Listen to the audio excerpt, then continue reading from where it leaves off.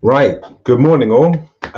Yeah. Haircut. It needed to happen. Like before we go into lockdown again, I just couldn't bear the thought of it getting too long, and I needed to freshen up and ring the changes.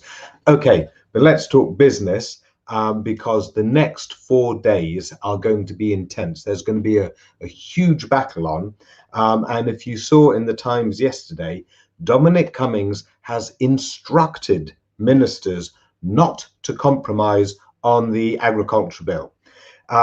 And that means that essentially he wants to give Liz Truss a free pass to negotiate trade deals around the world that lets in food that is lower standard than that which we produce in the UK. And that has all kinds of implications for health, for animal welfare, for misuse of antibiotics, and also for our farming industry and national food production and national food sustainability. And I guess with that also goes climate change, the lot. So let me tell you about what's going on. So on Monday, the agriculture bill is coming back into the House of Commons. It was first in the House of Commons back in May, where there was a Tory rebellion from those like Neil Parish who were trying to ensure that we didn't have our nation undercut by low quality food imports. Well, the government chucked that one out at the time. And they beat that rebellion. And then it moved into the House of Lords, where the Lords overwhelmingly voted for two amendments to protect British food from being undercut from outside. One of those amendments was saying we won't allow any food in that is lower standard than what we produce in this country. And then the second one was about strengthening the Trade and Agriculture Commission. That means that there can be more oversight on the trade negotiations that are happening on, seeing as government threw all of that away. Well, that bill got that overwhelming support on those amendments from the Lords in September. It's now coming back on this coming Monday to the House of Commons. There have been huge numbers of communities and public up in arms about this issue, demanding that the government now protect the quality of our food for the sake of our farming industry, for the sake of animal welfare, for the sake of our own health and that of our children, and all these issues, right? So you've seen the National Farmers Union and Jamie Oliver pile in, and what's the name, Wicks, who does the exercise, and the RSPCA and Which, and all kinds of different communities.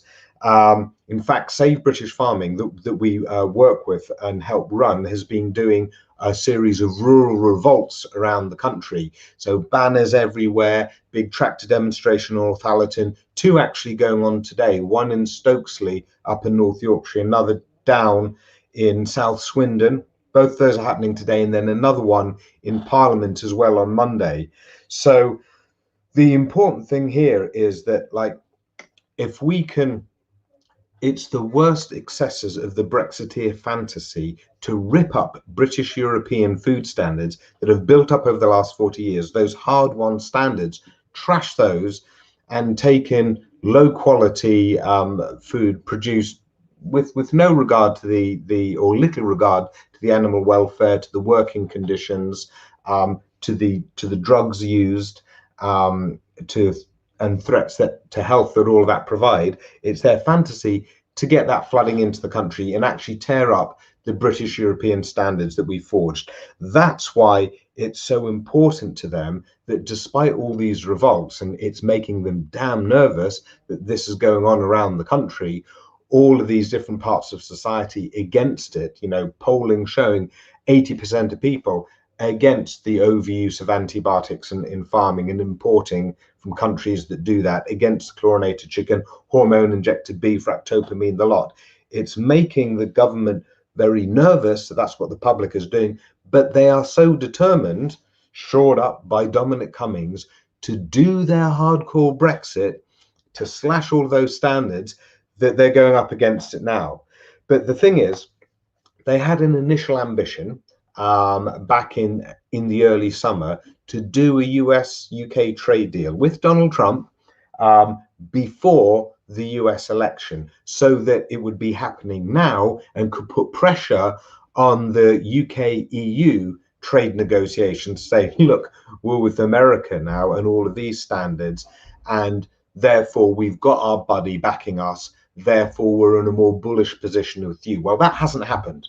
And the reason it hasn't happened is because of these agriculture issues.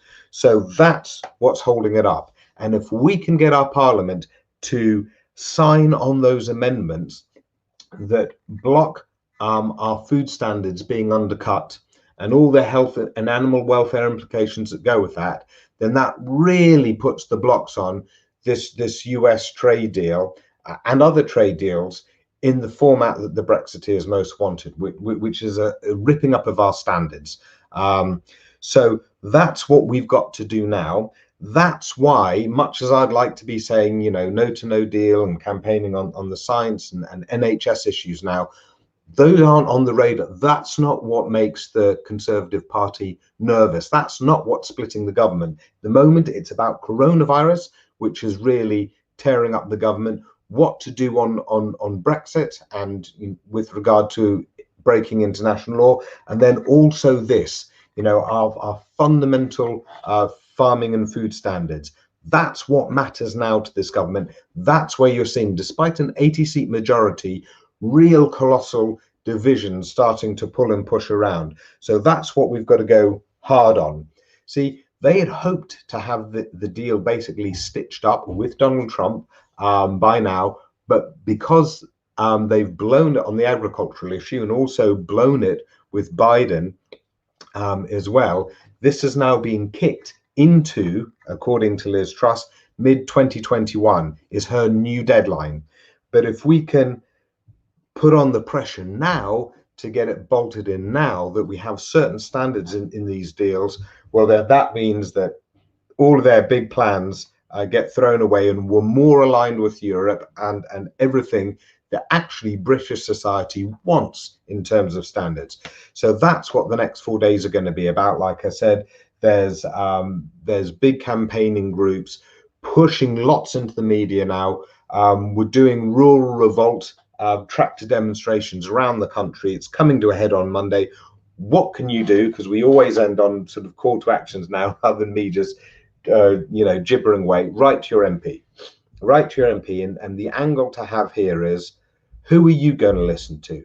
Is it going to be Dominic Cummings that none of us elected, or is it going to be our farming community, our public health experts saying this isn't what we should put in children? Is it going to be the public that you back and what the public wants and the RSPCA and welfare standards, or is it going to be Dominic Cummings? Your choice. The public and what we want and everything that guarantees our safety and future, or the whims of Dominic Cummings, and put it to them in those terms. That's what you can do most effectively. If you've written to your MPs before and you're a seasoned veteran on that, do it. You know how to do it.